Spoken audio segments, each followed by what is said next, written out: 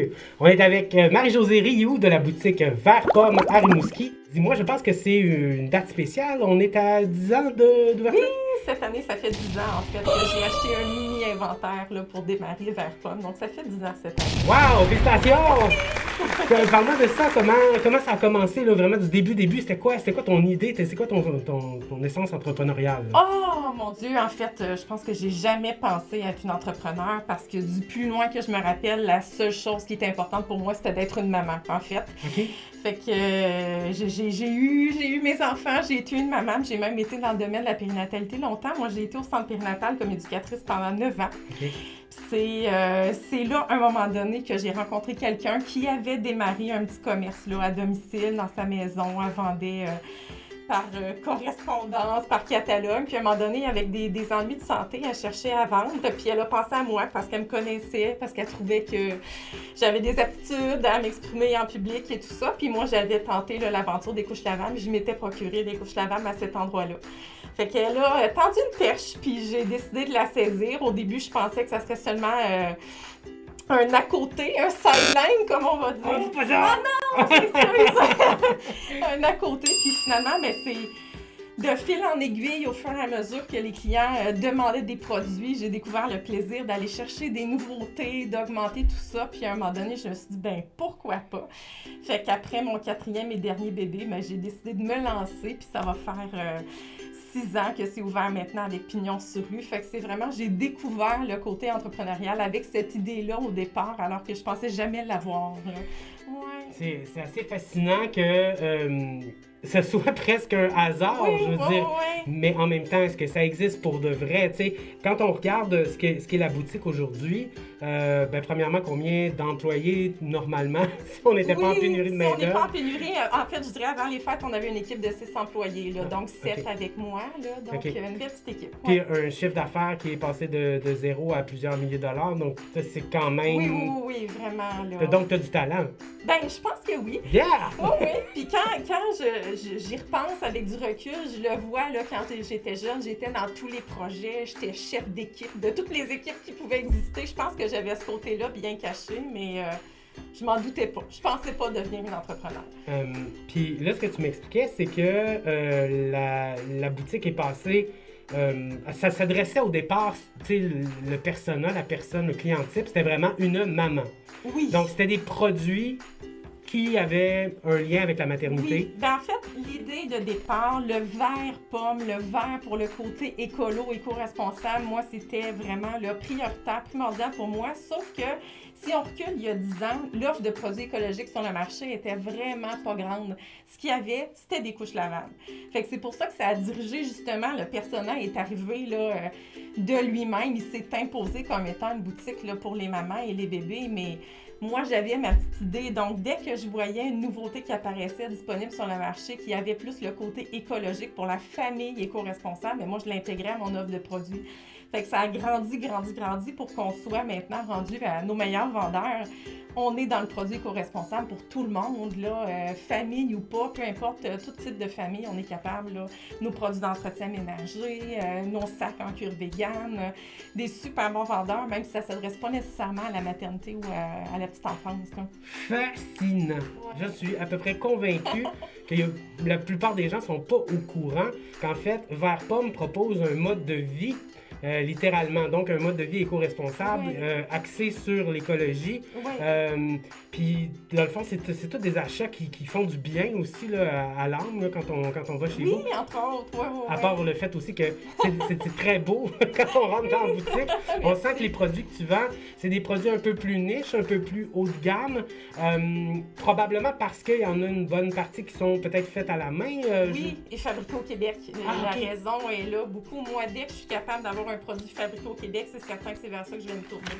On a autre chose parce qu'il y a des produits qu'on veut avoir, qu'on ne trouve pas nécessairement fabriqués ici. Donc, on va se tourner ailleurs au Canada, on va les chercher en Europe. Donc, il y a tout un processus de réflexion dans le choix des produits, mais la plupart de nos produits, c'est des entreprises québécoises. Donc, ça explique le prix aussi.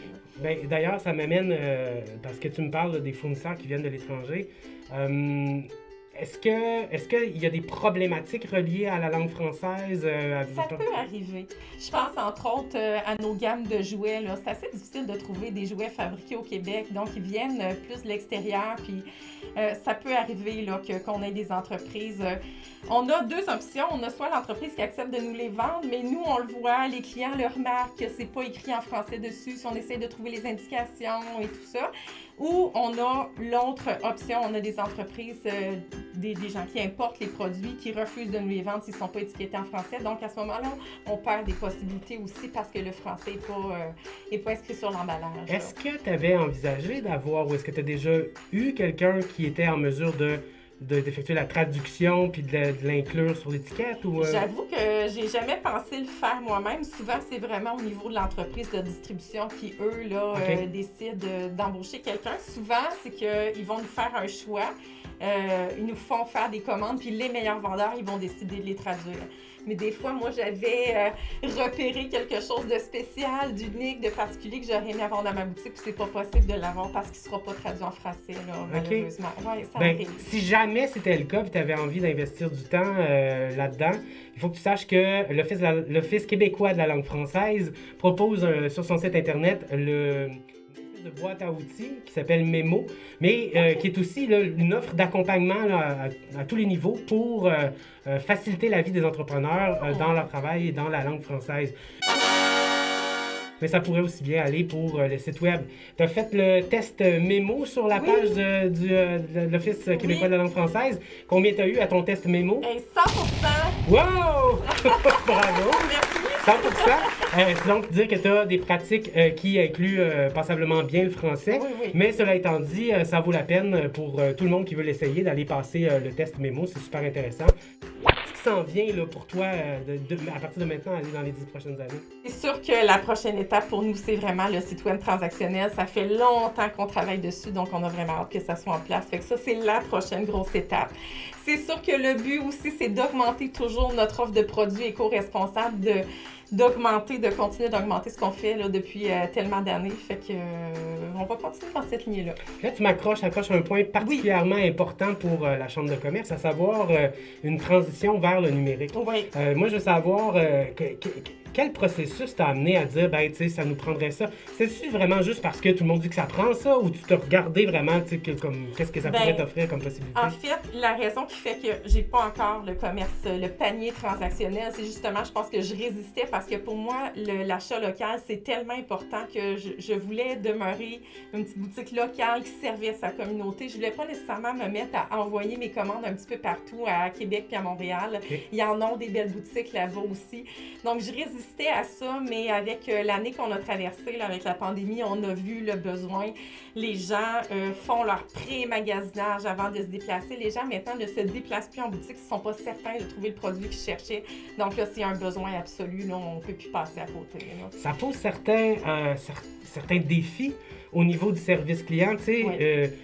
Une des choses qui vous démarque, c'est le service client. Quand on rentre chez vous, je veux dire, tout le monde est de bonne humeur, tout le monde vous accueille. Les gens qui travaillent chez vous, ils adorent ça, clairement, ils adorent tes produits. Merci. Non, mais ça fait bien entendre parce qu'on travaille tellement fort pour ça. Là, ouais. Fait que, comment tu vas réussir à transmettre cette énergie-là à l'intérieur d'un site transactionnel? Est-ce que c'est des réflexions que tu as eues? Oui, beaucoup. Okay. Fait que c'est sûr qu'on aimerait ça, justement, avoir là, des plateformes pour la conversation, pour continuer de converser avec nos clients, même si c'est en ligne.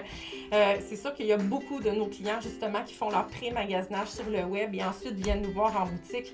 Donc, moi, c'est l'enseignement que je transmets à mes employés qu'il faut vraiment leur donner une plus-value. Quand ils prennent la peine de se déplacer en boutique, il faut leur donner plus que ce qu'ils trouvent sur le web.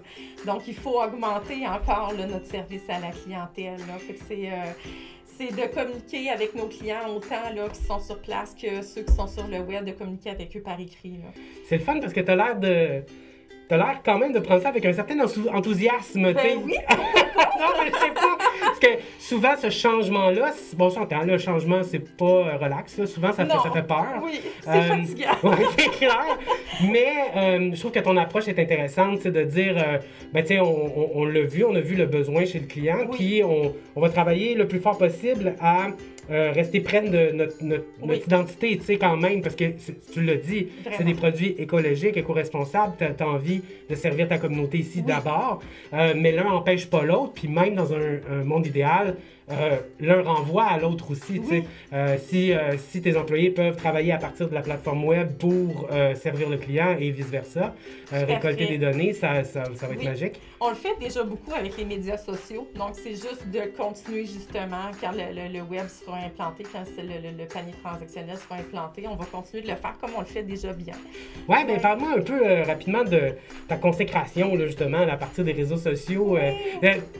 Pour te rendre là, je suis assurément, il y a eu un travail de médias sociaux. Parle-moi de ça, de ta vision que tu as eue par rapport aux médias sociaux. Ben, en fait, je dirais que je me suis entourée d'employés qui avaient envie autant que moi de participer à ça. Moi, je maîtrisais bien Facebook, ça se passait bien, beaucoup moins Instagram. Je dévoile mon âge un peu. Je pense tout Instagram. Donc, j'ai des employés justement qui ont décidé de mettre la main à la pâte puis de participer.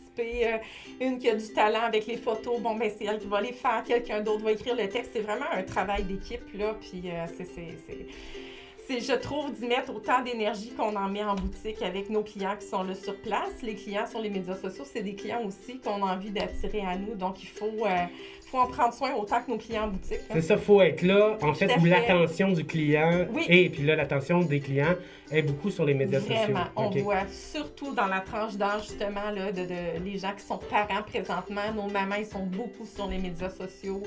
À 3h du matin, en train de donner une tétée ou un biberon. C'est clair. Fait qu'il faut vraiment être présent. Bientôt, Marie-Josée Rioux sur TikTok en train de faire une danse, ça va être super. Peut-être pas.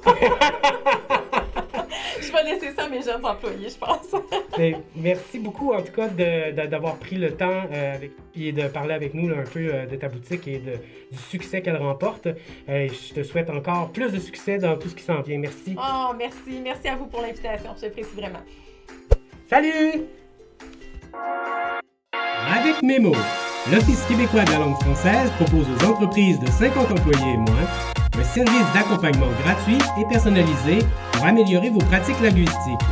Remplissez l'auto-évaluation en ligne en une dizaine de minutes pour cibler vos forces et vos besoins et ainsi profiter de ce service d'accompagnement volontaire. Votre entreprise a déjà de bonnes pratiques linguistiques?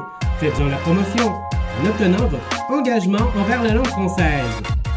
Pour vous le procurer, obtenez un résultat de 100% à l'auto-évaluation et faites connaître les bonnes pratiques de votre entreprise à l'Office.